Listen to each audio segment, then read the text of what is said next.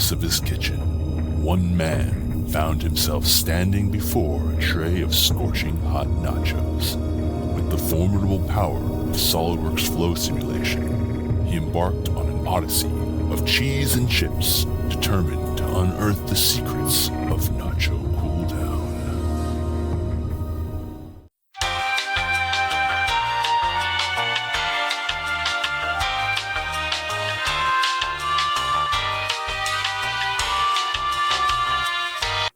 Oh man, that's not enough. Hey, this is Sean Mars with Hawkridge Systems, and do you hate it when your transient studies were too short?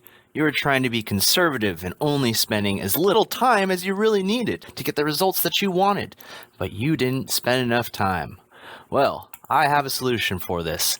Have you ever wondered why there's a continue calculation in here? I'm usually doing steady state studies, so I never really use it, and it's actually kind of a pain. I keep having to switch it to new calculation. Well, if I go into my calculation control options and I change my physical time for my stopping to be longer, let's say I want 10 seconds overall, this is a transient study. So if I hit continue, it's just going to pick right back up where it left off, and I get to have more results.